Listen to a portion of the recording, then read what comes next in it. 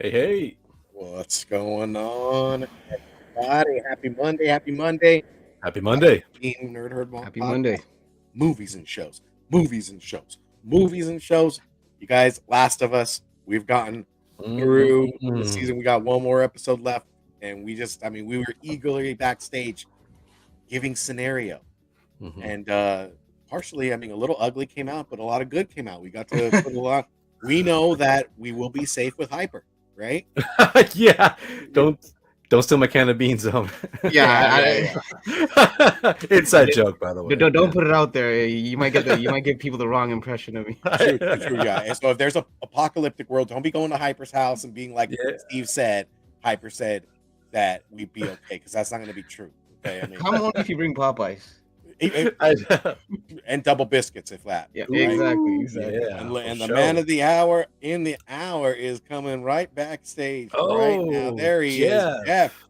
Yo, what's up, We want to Jeff? send you a message, man. What's up, buddy? That's the message, bro. this mother. He's like, again? Yeah.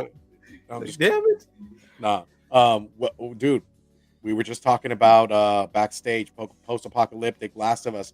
What kind of ugly would come out of us, or would we be friendly with one another? We all came to the conclusion that Hyper would be there for us. But he said, "Hey, just you guys, not everybody else." Not Jeff. It's because I'm Canadian. But if you got Popeyes, then it's a different story. I'm from Virginia. I'm killing you all. I'm taking all your shit. And I'm eating you all. I'm eating you guys. Jeff isn't even waiting for the post-apocalyptic I'm not desperate. world. I'm trying to help somebody out. You guys. Hey, Virginians are what are they? Preppers? Yeah. Yeah, pretty much. The views of the views of Jeff are not the same of the panel. So just throw that out there. We need that meme or something. We need a screenshot of that. Before we get into the meat and potatoes of what we really are here for, The Last of Us, guys, episode 8. Yeah, see? Episode 8. Let's go ahead and get this started, right, Jeff? Let me go ahead and... I didn't even realize we were live, so hey. Oh, really? Oh, dude, Jeff came back, he just came back there to talk. He's like, they got you to say so Jeff just let out his evil nature unknowingly. Oh, yeah. On YouTube. Oh, yeah. Without further ado, let's go ahead and use code Nerdvana14 for 30 days of unlimited cover price at only 99 cents. Guys, you get like a basic membership. Guys, if you're looking to track your collection, not with your fingers or your toes, but track your collection there. It'll give you a marketplace readout of what last sold, so it kind of helps you. If you want to get rid of it, if you want to keep it, let's say it's for your PC, guess what? Unlimited cover price, 30 days, Nerdvana 14. Do the damn ditty.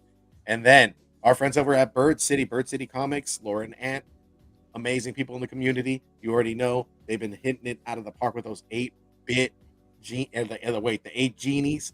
They put the 8-bit homages, the Nintendo Powers, the Gabriel Delatos, the Carla Coens, man. Our friend Trish Forstner, you already know, very limited to 500 covers. So you already know your money's going somewhere. It's going to a limited amount. And the art, Chef Kisses, the artists that they work with, curated, TNH10, save you 10% off. Same thing. You already know. All right. And then shout out to the Four Horsemen faction. They're jumping in action. Brother number 1, Brother Rudy, up in the building. SoCal Cat. Brother number 1 from day one. Something wrong. You already know something right's going to happen when he's around. If he's not around, something will happen. You already know. Whether or not he is or is not, something right's going to happen. And then D-Anime, etc., our fellow Canadian brother. What's going on? And watching anime, working hard, working for the man every night and day. Right. And then 2K12, all the way from the other side of the pond, one with the Force of the Flashlights, game bit to the day he died. And then those tantalizing beats in the background, that tickle the fancy. It's Beats by Monster, our brother Eddie, another fellow collector. Go ahead and follow him. Eddie. And then let's go ahead and get this wonderful herd chat. I said herd chat. Good weekend. GT with the keys to the comic community. You already know. What's up? And then bam, Sticks Boy. If you guys subbed up to our boy Sticks Boy's channel, he needs 50 guys. Let's get him to 50 so that he can do a live. Let's do him that favor. If you guys are watching the rewind, go ahead and give us a like, subscribe, comment on what you guys thought about Last of Us, but also let's go ahead and have our boy Sticks Boy. Go ahead and sub up to his YouTube. And then Apollo Cruz, first baby. What's up, baby? Apollo? What's going on, baby? In my head, that's what Apollo's baby is always saying, you know? All right, bam. Call, Bird City, you know? And then the Four Horsemen, Nerd Apocalypse. Yeah, like you'd that. probably like want, that. I mean, you'd want them by your side, too. You know what I mean? All right, Jeff. Thank you, sir. Thank you, sir. What's going on, fellas? This is Jeff at GeekDriven. We're here for another movie and shows. We're gonna go ahead and talk about episode 8 of The Last of Us, and I mean, it's the penultimate episode. It is the finale is next week. I can't wait. I think next week is it daylight savings? Congrats. Next week is it daylight savings? I don't know. I always forget. I think it might be right though. It sounds like the right time. Yeah, I think we spring forward, right? So yeah, spring forward and fall back. Yeah, basically, we lose an hour of sleep. Oh, I hate that one. Yeah, you're right. Yeah. Oh, damn, but it seems like you get more done with the daylight, so you can go True. Explore and take the day. Seize the day. Yeah. What is that called? How do they say it? Carpe diem. Yeah, there we go. Hyper knowing. Professor X me right now. I almost said carpet. That would have been better. Yo, shout out to Kenneth Burke. Kenneth. Word. What's up, Kenneth? Oh, man. Well, anyways, I really enjoyed that episode. That was probably one of the most exciting episodes, at least action-wise. I think it's even more exciting than seeing the clickers run. This was intense. This was heartbreaking. It was tension filled, and a lot of heavy things that they had to deal with, right? Like a lot of, oh man. I mean, we start with like obviously Joel's dying. They're gonna start starving because they're running out of food. It is cold and freezing, right? And then on top of that, you've got the people who attacked you in the same area, and that's just crazy enough. Then you add to the fact that they're we find out that they're cannibals. We find out they're a cult, and we find out how evil the leader of that cult is. I think his name's David. Yeah, David. As in like David Koresh. Maybe that's what they pulled it from. We don't know. I would assume it's that's what I would get it from. But yeah, it's just a crazy episode dealing with I mean, we'll get into David, but his nastiness is on another level. The deviant behavior, it's a crazy filled episode. And I love the fact that Ellie is the one who does everything just about. I mean, she saves herself. If you guys saw the episode, that's true. That's true, Sticks. I mean, she gets taken, and then what was that? What was the? Oh, it's true though. Except for which is true. Some of them are skeptical. A lot of them are skeptical, but yeah, that's true though. Yeah, I mean it's just mathematics, right? It's 1 and 1 equals 2, right? Like you guys know you're starving. You know, listen, you're when you have a chef that looks like ZZ Top with that kind of shifty-eyed look, you kind of know that something's not right in the kitchen. Not even that, dude. Like they never see them drag venison or rabbit. All meat just pops out of nowhere. Yep. People die. They're not burying them. And then people are giving looks as the meat's coming around, like in the sense of like to the cook, to the chef. What is this? You know, like why would you ask what this is? Is this human rump roast? Yeah. That braised perfection. Okay, wait. Let me ask Steve and Jeff this, because me and Charlie obviously knew. We knew this was up. Knew what was up. Did you guys? Because awesome sauce. Even without knowing what's up, even without knowing the plot line, you can kind of knew that there was something nefarious just by the way they were shooting things. Did you guys get that feeling? Oh yeah, by far. You know something's up. In terms of the meal, I mean, and not in terms of the population. I'm talking about the food source. Did you guys get that feeling even before the revelation? Well, go ahead, Steve. When they were dishing it out and they gave it to David, I was like, look, this mother effer has all the food, like all the plentifulness, and the rest of the people were like had this like Costco size share size of food. I was like, this man needs to get this. He needs to get the cincho, and in Spanish that means like the belt. So if your parent did not give you the cincho, you were lucky. But did you have an idea that it like it's not what it seemed like? It wasn't exactly venison the way the chef made it out to be. Yeah, I mean, for me, I mean, venison. When we're talking about the apocalypse, I expect at some point I'm gonna run into a cannibal. Yeah. I'm already expecting that. Just from the very beginning, from episode 1, I was expecting that. Yeah, because it gets very scarce out there, and then like a lot of the clickers that are out that are not out there as much, but a few stragglers, right, would have munched on a half of that, if they were in there and spread out, And they kind of gave it away anyways. I mean, they talked about how much how little food they have and how long the winter's been, right? How hard it's been for everybody for a month. Like it's and then on top of that, like the looks they all give each other when they were passing around the raw meat, that was just like, okay, like you already know there's something funky going on. It's not kosher. It is nothing's right in that situation. If you watch if you watch the episode again, you'll definitely get the comments they get in the beginning. Remember in the beginning, there was a church, there's a girl crying, and he goes, "When are you going to bury my dad?" He goes, "Oh, we can't bury people in the snow. You're gonna have to wait." So once you if you didn't, I mean, I knew what he was talking about because I played the game. I knew there were cannibals, but if you haven't played the game, you need to watch the episode twice because now all the little things in the beginning, it all makes sense on where everything's coming from. Okay, so I kind of struggle with that though. Like I was wondering if they only picked off stragglers or if they actually ate their own as well. That's where I wasn't sure. They don't say. No. I mean, he's desperate. My from the get-go, I was like, oh well, you can't bury him until spring. I was like, that's BS. Yeah, because you could put him in the snow and stay. If they're in a community, they got some tools somewhere, right? Like a pickaxe, a shovel. They need penicillin. Yeah, they got penicillin. Come on, word, right? They bartered for that. No, not bartered. I was gonna say they could kind of like cremate them in a way, but then again, I don't know what religion they really are. So they may be the religion. They're Christian. I mean, clearly. I mean, just by the fact that he's reciting Bible verses, going in that he's reading the Bible. So reading the Bible, so it has to be Christian, right? Because I don't know if Christian it was like Catholic time. Yeah, I don't know if they believe in cremation in their town because I don't know how.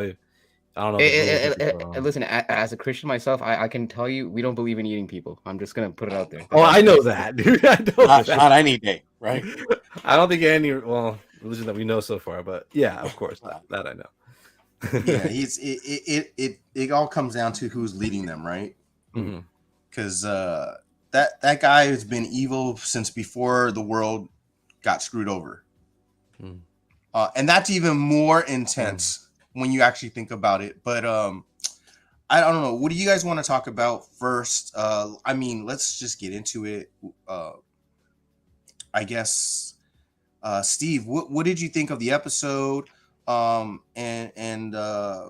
let us know what you liked and what you didn't like. Okay, so the episode I thought was amazing. True, that sticks. Pretty much. Last episode kind of left us in a little lull. I felt like it wasn't underwhelming. It was still appreciated, but we all agreed that we wanted more action. We wanted to lead up to what was going on in the present. So with that being said, I mean, it gave you this was perfect, man. The action sequences, Ellie just it was another character builder for her, focusing on how she could survive. One, how smart she is on her feet, and clever she is. Like, clever girl. Just from hunting, from tracking, from just taking care of Joel. But then it also opens her up to like a little bit of just truly being a young girl, right? It also opened that door up. You got to see her be God, what's the word I'm looking for right now? Be a little more Independent. empathetic, right? Independent, but also because she showed her strong sides, but she also showed the fact that, I mean, she was very much wanting Joel to live, right? Like in that sequence with her laying down right next to him, you get to see that she's a little girl wanting a father figure. That Joel is her father figure in that sense. She's worried about him, but I mean, she's also did him good in the sense that she learned fast, and then she's tough, man. She's just tough as nails. And she can we all agree that she was concussed in that episode at least once or twice? For Poor sure. thing. But yeah, I mean, I felt that it was just enough for me, even then some and more. I wanted to get into like, okay, the finale is going to come. We're going to close out with a bang. But everything that was going on, I felt that was amazing, dude. The part where she was with at gunpoint with both men, they just came in. She came in like a thief in the night. They didn't even hear her, and you could tell by David's like being there was like, we cannot let this person go. Like, she's valuable, but also learning about David, it was just also very it was a little much, right? I mean, he's kind of sickening in one sense. He uses Pinham strong in that episode with that slap to that girl. I was like, oh man. Oh my god, dude. Yeah, When he don't stepped talk back up, type nobody of deal. said diddly squat, dude. But it was just it was just an episode to really unpack, and everything was just perfect for me. So I don't want to continue, but I mean, let me go ahead and dish it out to Charlie. What'd you think? Man, the episode was, it played close to the game in a way. But you're right though, that scene where where they're eating the food. The scene where they're eating the food, I mean, the fact that like you hear the spoons clanging to the bowls, like they're just eating it up, dude. And the people who kind of know 100% what it was, they're like, what's his name? I think his name was it was Troy Baker. What was his character's name? His right hand man. James. Yeah, James knew what it was, but he's like, man, I gotta eat, I gotta survive, this and that. Meanwhile, David had like his plate was kind of full compared to everybody else's. It's like the venison it looked like too. I was like, you probably got the rump. So, yeah, he got the rump roast. Yeah, near the chorizo, with web. I don't know, but he had a big plate and he was all happy eating. I mean, the guy was sick.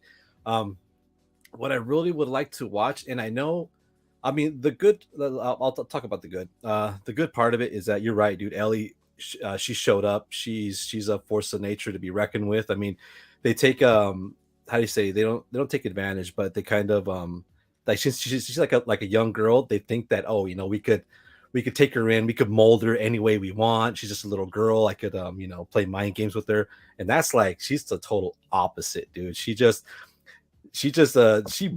cracked the guy's fingers and everything else. And in the show, it looked like he saved her because he wanted to be with her. Is that what it got in the show? Because in the game, I didn't get that in the game for some reason. In the game, or maybe I missed that. They made this guy evil as all hell. So that's what it was. So in the show, I mean, I was like, I don't recall this in the game. Maybe it was, but in the show, like, he wanted to get with her, and I'm like, oh, this guy is not only he's like, preaching the word of God and eating humans, he's also like, getting with. Yeah, dude. So this guy, he's already wretched, and right when I saw that part, I'm like, oh, if this goes how the game goes, he has it coming. I know what's going to happen to him, and I can't wait to see that. So, but you're right though. Ellie was a force to be reckoned with. It was pretty much the Ellie show. Yeah, what, dude? I would agree. Awesome. Exactly. Yeah, it's like, what the hell? And like, this was the Ellie show. It was not the Joel show or the Clicker show. It was the Ellie show, pretty much, this one. And it shows what she can do. The fast thinking, the fact that she bit the guy, says, "Oh, I'm infected too," dude. That was like, oh, dude, that was quick thinking, and the guy was freaked out. And like, I love that. That's like total Ellie. That's so awesome. For a guy in their baby, pretty much. Yeah, that's him, bro. That's him. So those are the good things that I liked about it. And the things that I I wish that were in there, not truly negative, is that the thing is, it's probably due to time constraints of the show, but like in the game, you learn to trust this David guy even more because you do things with them, you fight clickers with them, and he like the things that you guys do together. It seems like you start seeing like, oh, you know what, this guy's cool. He's actually I see humanity, you know, like you actually trust this Dave guy. Not until after you work together, you're in a fire pit, and he says, "Oh, by the way, things happen for a reason." And then that's when you're like, dude, it's like a total mind f, dude. Like a roller coaster of emotion. Like this guy is not who I thought he was, and it's like a total like 180, dude. I wish they kind of had that. Like you kind of trusted David more, but then again, it tricks you to not to, because right off the bat, he was just a freak. He was a weirdo, like right off the bat. Like you didn't trust him at all. I mean, a right reason too, but I wish I had that little, you know, that trick feature. Like, oh, you know what, he's awesome, but then again, dude, he's like a total freaking weirdo, or you know, nut job or whatever. So nailed it. How about you, Hyper? Okay, so I'm gonna first recall what I mentioned in the last week's review, where I said, like, look, my biggest gripe in that last week's episode was I felt like it was pausing my whole anticipation of what's going on with Joel, and I needed that narrative to go forward, and I just felt the placement was all off on that episode. So I found that this episode made up for that and then some. Mm-hmm. I was telling these guys backstage, like HBO was probably like hi Hyper, you weren't feeling last week's episode. Like, Hyper? And what did I tell you, Hyper? I was like, don't worry, the next week's episode will make up for it. No. So the thing is, like, here's the thing. Like, I understand shows have ebbs and flows, and I never wrote off the show just because of one episode that I look. Like in baseball, you have one strikeout. Oh, yeah. That doesn't mean you're not going to have a bad good game. So bad game. Yeah, one error is not going to destroy you. You know. Yeah, No, of course not. So Of course I never lost faith in the show. I trusted the direction of like the creators on the show and where they were going to take it, especially the fact that up until this point they've been pretty much more or less faithful to the screenplay of the game. So I wasn't too concerned. But here's the thing, though. So this week's episode, what I like. Okay, so one of the things about last week was in the back of my mind. I guess a thought that came to me was we didn't see Joel at all, only like him in his sickbed, right? So I was a bit concerned, thinking, okay, maybe the problem is I'm not getting enough Joel in this episode. Maybe that's also another reason. And I was thinking maybe it's a case where Ellie might not be able to carry an episode. Well, this episode completely like nixed that theory, because it's not so much. It was just a source material, really. But clearly Bella Ramsey can hold her own, and Joel was there maybe 15-20% of the episode, and laying on his back at that. Yeah, he was more like at the bookend of the episode, but the meat of the episode was, and I would argue that this episode did a better job of developing Ellie as I know that last week's episode was supposed to be her origin story and all that, but I found that this episode did a better job of molding Ellie to who she is, and you kind of get the like, this is Ellie, like just the way, like, look, she has a very distrustful nature right from the get-go. She never let up. To Charlie's point in the game, that is one thing that I was kind of hoping that they would show, because you get that, like, I was kind of in the game, I was kind of almost bought into the fact that this might be a good guy just because of how, he helped her fight the clickers and all that. You don't really get that right from the jump. She was always on edge with this guy, and he already gave that creepy vibe, feel to it. So, and listen, special shout out to the actor. I mean, maybe it's not the best testament to say that he came off great as a pedophile, but like, he came off great as a pedophile. Yeah, he's like the director's all, you nailed it, buddy. Yeah, dude, hope he's not a shining moment. Oh, you're that pedophile from Last of Us. Like, I hope he doesn't. You don't want that on your resume. I hope that's not the role that he gets typecasted in Hollywood going forward. That's what I mean. That's what I mean. But the thing is, the thing about the show that it does very well, it's economy of words. It doesn't need heavy exposition to kind of move certain things along and for you to kind of read between the lines. Like for example, the part where there's certain things I don't know if you guys picked up on. Like you could tell that he had these tendencies prior. He mentioned. Do you guys remember what his occupation was prior to the apocalypse? Math teacher. He was a teacher. Math teacher. I mean, teacher. You're surrounded by kids the whole day. I mean, yeah. This is not something that like just because of the apocalypse it just came out. He probably was this dude, but also society probably repressed those natures in him. But when society falls down and there's no governing law, that's when your true nature comes out. And clearly, this dude, you know, God knows, the bad in him came out, right? So yeah. And again, like that whole slapping situation, you know, when he slapped the girl. Yeah, my God, yeah. He's So like, so like, you know, I was brought up a Christian, right? So, you know, you're taught that, like, you know, you have like your physical father and you have your eternal father, right? So when he said that, like, I don't know if you may not know this, but you have a father, I thought he was referring to Heavenly Father. I did not pick up on the fact that like I'm your daddy. Like, you know, I'm your daddy, and I'm gonna sit here and eat in front of you. Yeah, with your mom.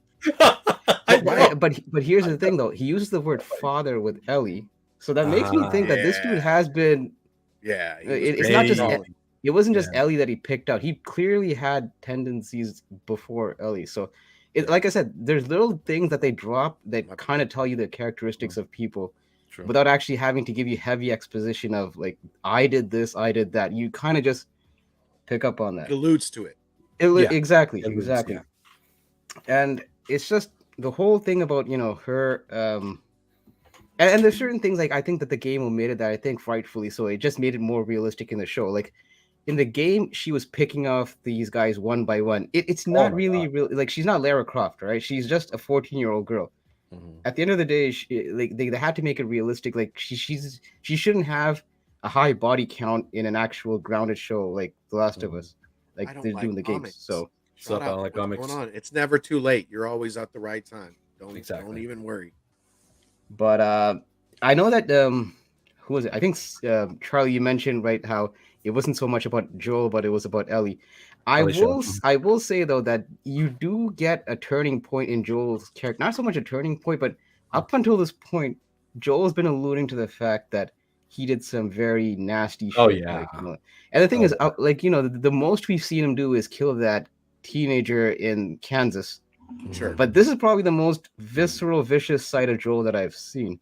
He turned like Liam Neeson Taken Joel. Oh yeah. And the thing is, the way he you for people to tell you the truth, you need two of them. They do this in part 2 as well. Like even Tommy does this, but the way he got the truth from those two guys, that's a tactic they use on everybody when they need information. They do it in part 2 as well. So it's something that they do.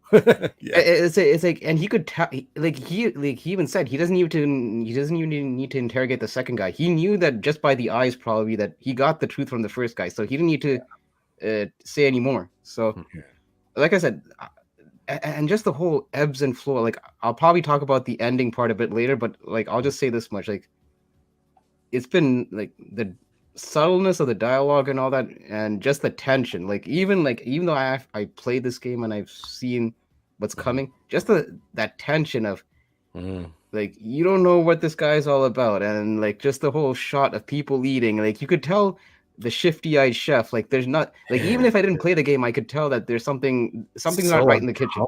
So uncomfortable when they just like eating the food. I mean, they should have had somebody just come up and go, why don't you eat up and we'll tell you. But, totally. Well, look how his right-hand man was. Like he wasn't exactly chowing down, right? He was probably one of those few in the circle that knew about what was in the dish. Like you could tell that he was like kind of like he was like reluctantly eating his bowl. Like, I think I might have used too much sage. I found a toenail in my meat. Not enough cardamom. But yeah, listen, I'll probably talk about the later part later. But yeah, like I said, in terms of episodes, I don't know if I would say it's my favorite. I kind of have to look back at the other episodes, but it's definitely up there. Yeah, it's definitely up there. I agree. I totally agree with that. What's up, Jeffrey? I agree. Yeah. Am I good? You guys can hear me? Oh yeah. You're fine. I can't tell sometimes. Yeah, like I did. So obviously I watch enough television where I spoil it just by knowing how stories are written. So nothing surprised me, but the way it was written in the episode, you kind of believe he's a good guy up until James comes back from getting the medicine, right? So he's having a conversation with Ellie, and they're just sitting, across from each other on across the fire, right? And he's just telling a story. It seems he seems like a nice guy. He's trying to be earnest. He's telling the guy, "No, I'm not joking. Just go get the medicine, right? Bring it back. There's no hidden message here." And so he's really trying to show good faith. But as the conversation goes on, you can tell Ellie is also in the same camp as I am. Like I'm kind of skeptical of the guy. But as he's talking, she kind of gives in, and she doesn't realize someone snuck up behind them. That James had returned because she was so into his story. And the fact that when he revealed, oh, by the way, you guys are the group that killed our guy. And it's fortuitous that we ran into you. Like it was meant to be. Lucky. So that caught her off guard. It kind of like, that's the moment where you go, oh crap, this guy's he's thinking, he's playing chess. He's thinking steps ahead. And then when you start hearing about like how he's talking, and everything seems like he's all so calm, and he's so it's level tone. You know what I'm saying? Like it seems like what he's saying in that tone that seems really comfortable and everything, he's actually saying a lot of bad stuff. Kind of like, oh yeah, I was a teacher. I was like this before the society fell. All this other stuff is just like, ooh, is he saying that something was wrong with him before even this? Like you get that mentality, like he's giving these hints about what kind of personality he has, and it gets uglier and uglier as the episode goes on. The more he talks about himself, and the more he talks about what's going on. Just like you said, like the girl who lost her father. That's why I compared him like David Koresh, right, or any cult leader in that sense, where if you think about the history of cults, most of those leaders have slept with all their members, and young members are like married to them, right? Yeah, that's true. Thanks, Awesome Sauce. And it's a really sickening thing. Yeah, confession. But it's because he admitted that he was like this beforehand. And the fact that you already heard him talk about he was a teacher beforehand, that makes you even more sick to your stomach. Like it's just what up, Chef? It's just like a whole laundry list of like, oh, those are red flags. Oh, that's a red flag. Oh, that's a red flag. Tons of red flags, dude. Yeah. And I do dig the fact that Bella Ramsey, this is probably her best episode. For her. Acting wise, the whole, she pushed through, man. The amount of things she had to deal with. I know one of you guys said something, but I was going to touch on it, but I forgot. How quick-witted she was. How what? How quick-witted she was. Quick-witted, but that's what I wanted to talk about. Okay, so throughout the episodes that we've been watching, thank you, sir. We've been shown Ellie learning things left and right. Every episode, including the last episode, which shows us her origin, but it also shows us what she's been through and what she had to do to deal with it, right?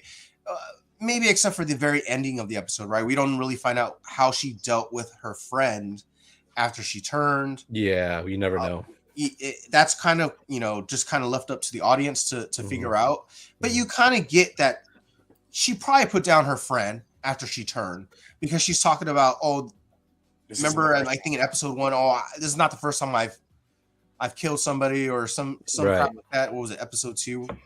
Yeah, something. Yeah, I think it was either 2 or 3, one of those. So that's like you throughout the episodes, you're starting to put together pieces of her past, and then also showing this episode shows the culmination of her learning, right? Because Joel taught her how to shoot. She took down a damn probably learned how to Yeah. take care of a person from Fedra, right? She's probably, they're in that training, they're in the school. Oh yeah. So she probably learned from that. She probably had to do it herself as well because she was in the mall, she was bit. I'm sure she had to wrap herself up. Like that's like you kind of put these together. Yes, you're kind of jumping to a conclusion, but they're not far-fetched.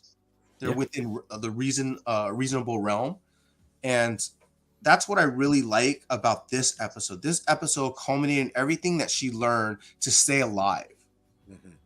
Right. Yeah, and on top of that, her fierceness that we had seen throughout the series, it finally like comes through to the point where she is vicious enough to survive adult males attacking her, holding her down, trapping her, and it's just amazing how well she did.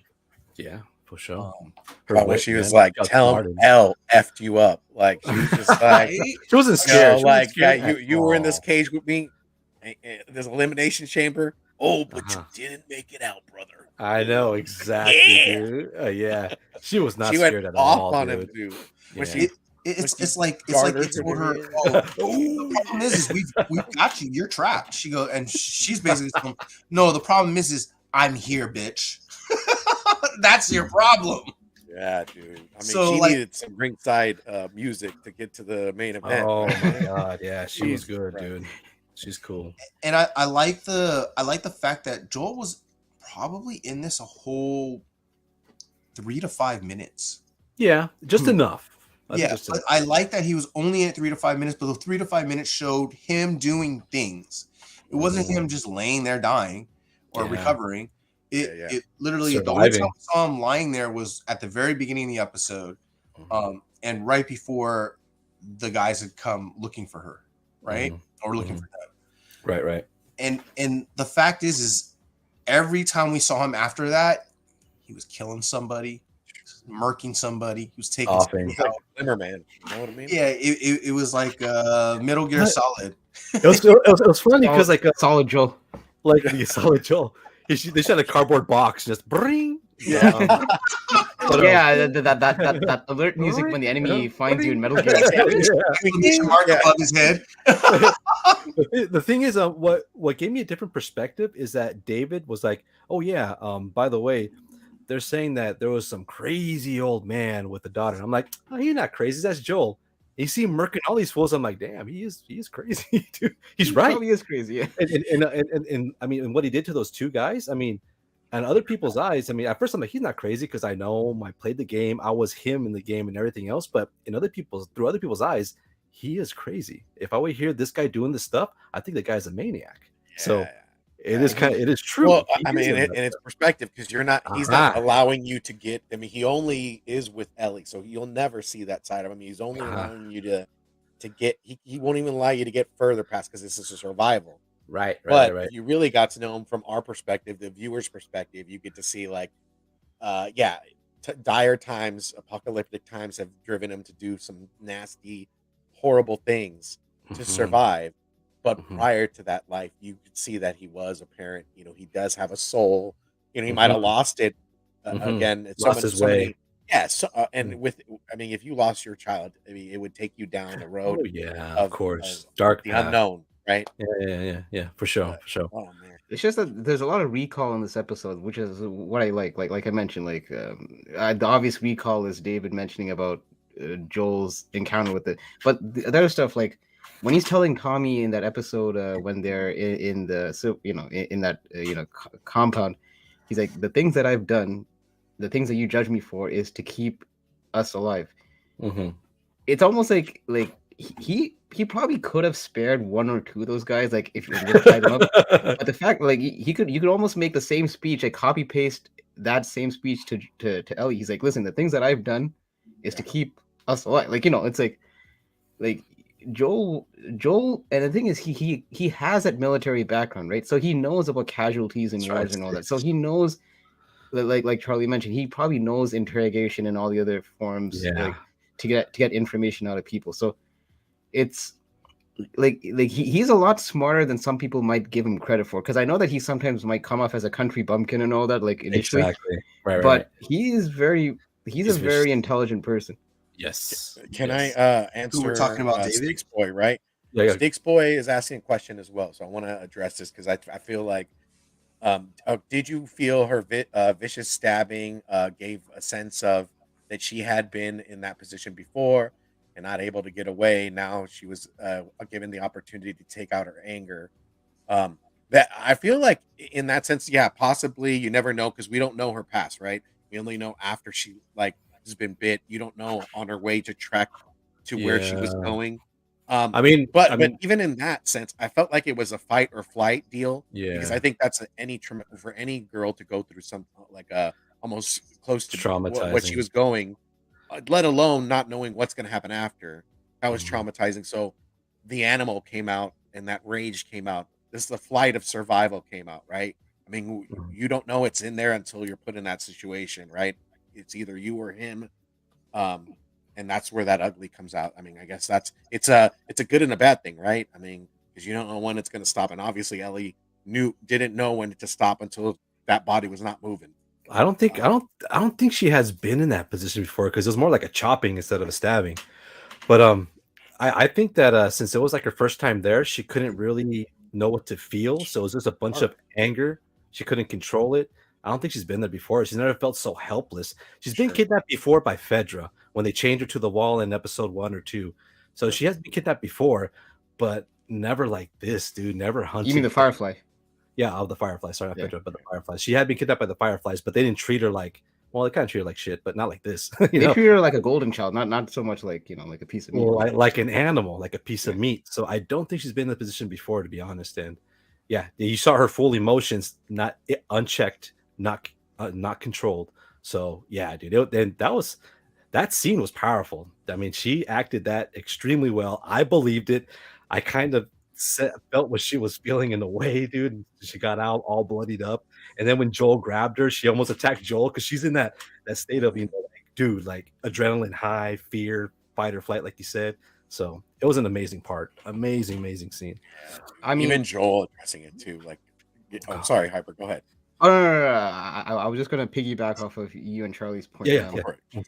Like in my opinion, I think it was just she was just at a tipping point, a boiling point. Like, look, up until this point, she hasn't really gotten much. She's been getting an L after an L after an L. Like, from Henry dying and like Joel like getting stabbed and having to take care of him. Like, she's been going through one turmoil after another, and I just think that this is a case of it was a trauma response. Because it was it was a pretty messed up situation that she was in. Like, and no kid would ever want to be in that situation, ever. And the fact that she was, I just think that it was a combination of trauma, and I just think that she was at a tipping point where she just had a lot bubbling up, and David just happened to be the wrong person in the wrong time, wrong place. Like, and he basically felt her wrath. And I would say that this is almost like. This is probably the episode, like, I know people always say, like, this is the point in the game where Ellie loses her innocence. Like, this is, like, she may have killed someone out of necessity, but this was, like, excessive, brutal murder. And listen, I might get canceled on YouTube, but I co-sign on what she did. Just because, listen, to me, if you want to make a villain that's, like, that I want, like, to be outed in the most vicious way, anyone that harms women and children, you get my vote on how you want to do away with them. So to dispatch them, how to dispatch them. There was nothing left. Let's just say I'm glad that he didn't like drift off quietly into the night. I'm glad that it was like So was this the most satisfying death that you saw? Oh yeah, in the game and in the show. Well, to be honest, I mean, she pretty much made dinner. She She made ground beef for the people now. I mean, she pretty much man. cut them. Now All they needed was some tacos, you know. they could eat his body or his body next. She's like, No, Paulo. It's not so much me canceling. Canceling for the fact that I was enjoying the brutality of the murder. That part. that people might think that I'm sadistic. The fact that I enjoyed someone hacking someone. That's the part where, like, people are like, oh, dude, like maybe she was a bit excessive. Like, I don't think so. Yeah. Get a few more chops. Because in the game, I don't know if you know this, but Joel actually pulls her off. Yeah. He goes in the restaurant and pulls her off in the restaurant. That is true. And he almost chops him. But he's like, yeah, that is true. I'm with Charly and Hyper in the sense that I don't believe this was her, like, this happened before. I don't believe she's been in that situation before, because I've been around people who have been sexually assaulted in the worst ways, and I feel like it's shock. I feel like it's anger that's been swelling up. It's the loneliness, the frustration, the fear, all balled up in one. And also, I felt like she kind of enjoyed it too. Like, it got to a point where, like, first she was doing it out of necessity, out of survival, right? But then the excessive part of it was like, oh, okay, this is how it feels. This is me being powerful. This is me not being weak and me being able to be independent, right? Like, because the whole time she is trying to save Joel's life so he can save hers and protect hers, right? But she is helpless. He is out of the, like, she has no idea what's going on with him. For all she knows, he's dead this whole time, right? That she's captured in the cage. And for me, if I was a little kid in a situation like close to similar like that, I would feel the exact same way. I would feel fear, but I would also get to the point where I'm like, okay, I can assume Joel is dead. He's not coming for me. I'm on my own. And then after seeing the freaking ear on the ground, now I'm woken up, right? Like, I hear you. All that fear and stuff, but now you woke me up. Like, I am like, oh, this is for real. This is serious. This is like, oh, I'm in a cage. Ooh, big deal, right? But once you see the ear, you go, oh, I'm their next meal. Oh, hell no. Dude, if I was the opening crew of that kitchen, I'm like, damn it, the damn closing crew, they don't never clean shit, right? Yeah, man. I hope you hear this, and then just throw it in the trash. I'll tell you right now, I would have found something to make a weapon. I don't care how small it was. Spatula? Anything. Shit, my shoelaces, bro. I know, right? Time around your fist. Like, anything at that point, you're just gonna, like, try to think of something to do. And her obvious thought was, well, I'm breaking this guy's fingers, and I'm gonna steal his keys, right, to get out. Obviously, it didn't work because, I mean, the guy's like 5 times, 10 times stronger than her. She's in the cage, so you can't do much. And it would, for me, seem like it was survival. It was just fear, and it was also a little bit of enjoyment. Like, knowing how bad the guy was from, like, the beginning that she ran into him, and then as she learns more about him as they go on, she's like, oh my God, this is not even, he's not just a cult leader. He's not just a cannibal. He is also a pedophile, and this has been him before the world went to shit anyways. So, like, I can understand if the world went to shit and you became that. Okay, I'll understand this much more. Okay, that much more. Right.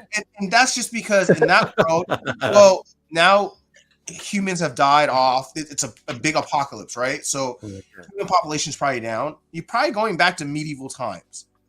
Right? Dark Ages. You're going back to marrying 14-year-olds, impregnating 14-year-olds. I'm not condoning anything. At least I'll give them at least 5 years. At least, I mean, like, I can wait. Yeah, I'm just saying, but that's the world they are in. I'm in no now. rush. I'm in the apocalypse. So where am I going? I understand that maybe that's not as bad, but the fact that he said he was like that beforehand just makes him that much ickier, right? Yeah. And that confession. And that, for me, knowing in her mind that she's gone through this process of learning about this guy, like, of course, I could see the viciousness coming out and her enjoying it. Like, all this guy's getting his comeuppance, and I get to do it.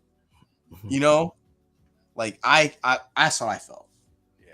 Yeah. He got by her. You know, she was able to freaking ensue some powerful like blows to that dome of his and just outro. That's it.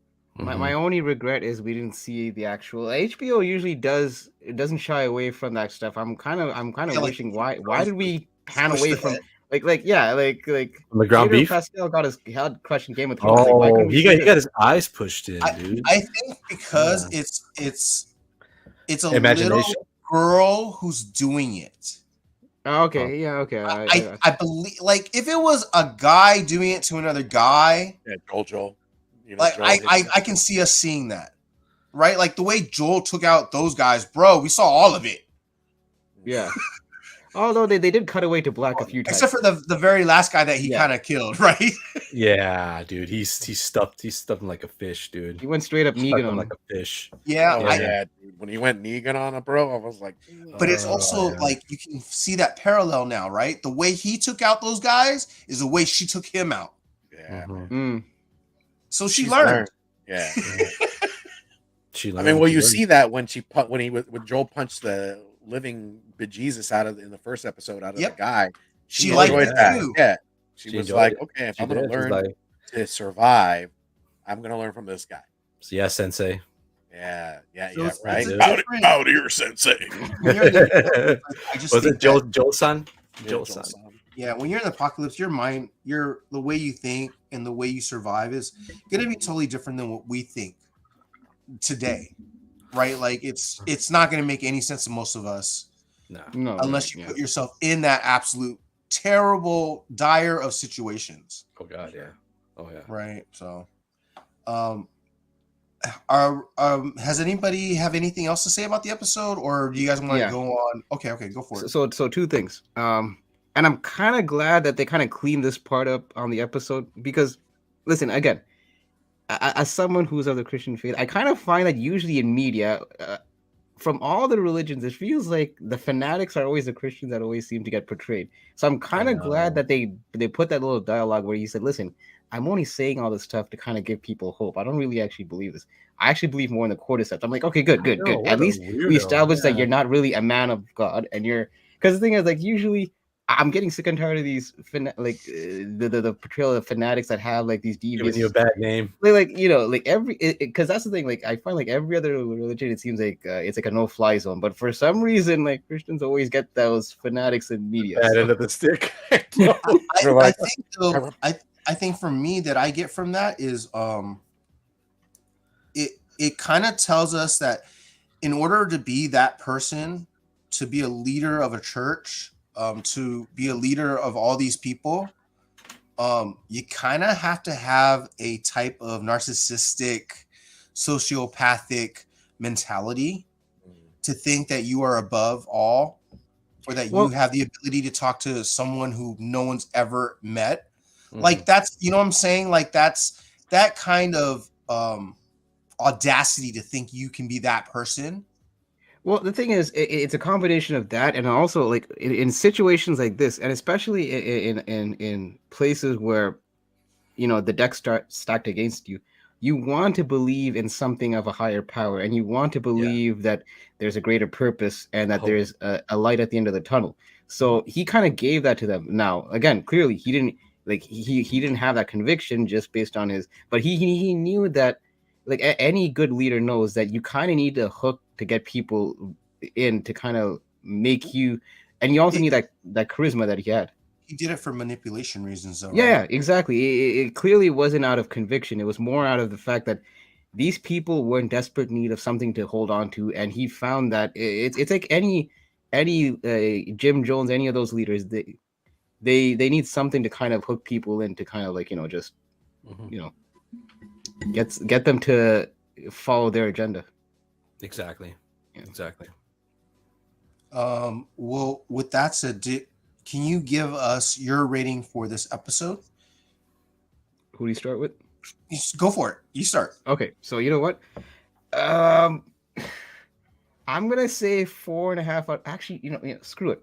I gave 3 on the last episode. I'm gonna give it a 5, just to to me, like I said, tension was there, and I will say this: I don't think there's been a show. Usually, a show would give me one tug at the heartstring where I have a tear moment. I don't remember where I had multiple tear moments in a season. That last scene when he called her baby girl. Oh, that I was like, I'm so glad that the lights were dim when we were watching it, and the people didn't see me. Like I was like, because like you guys know that's what he called his daughter. That's the last time he called his daughter. Yeah, and the fact that I think this is the first time they actually embraced, where they actually hugged.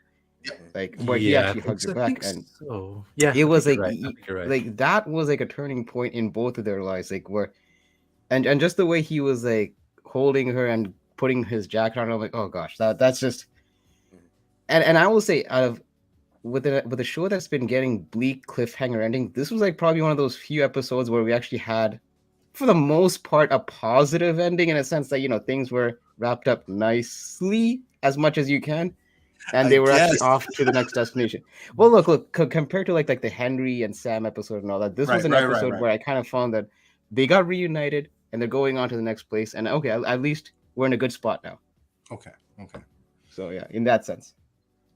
Charly, sir. Oh man, I'm like struggling between like a 4.8 and a 5, because I know the next episode is going to be a 5.5. But you know what? So I'm like, I don't want to give out too many 5s up in here, but you know what? I'm going to round it off. I give it a 5 as well. It was excellent. And the thing is, I cannot compare it to the game because that's not fair. I mean, it's like a different vision, different thing. And if I didn't play the game, watching this, it would hit every tone. Had action, had a horror. And the thing is, it was scary. There was tension without any clickers involved. It was only human beings, religion, cannibalism, and pedophilism, or whatever you want to call it. So bizarre, dude, but it had everything. Hit all the right notes. So yeah. Steve, sir. I will join this wonderful ride and go 5 as well, man.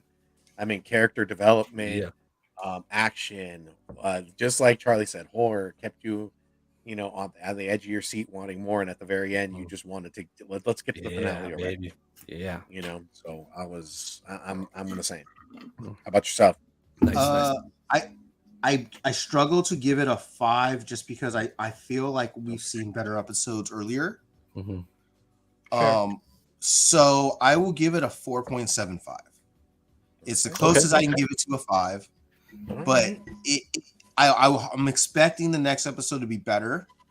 And again, there were better episodes earlier, but this was an amazing episode. I definitely, if she's gonna win an Emmy, this is the episode she wins an Emmy. Yeah, I agree. Good acting. Really good acting. Yeah. And with that said, do you guys have anything to say or promote before we go? Other than Mr. Steve, can you? Hyper, did you want to say something, brother? The only thing I have to promote is I know that we have on the Kingpins, we have a Show Me Your Hall show on Thursday. Oh, cool. I might be doing a Whatnot show again this week. I don't know. That's let me know. Up to the air. Go follow him on IG, and you guys will find out if he's going to do a Whatnot show. Yeah. And then you guys can go follow him and the Comic Kingpins, so you can go on to that Thursday show. Yes, sir. Thank you, Hyper, for being here. Thank you, Charly. Thank you, Steve. Anytime.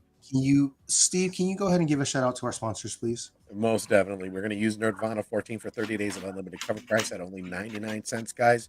Don't forget. Excellent tool. It'll do you. It's worth its weight in gold. Let me just tell you. All right. Yeah. Oh yeah. And then our friends over at Bird City use TNH10. It's 10% off your purchase on your covers. Bam. And we are into the next show. If you guys are on the show and in the herd, stick up to the next show. Let's get some cover lovers up in this. Yeah, go check us out on at 6:30, which is now. So with that said, if you guys want to do it right, watch what you like. Couch potatoes for life. Peace.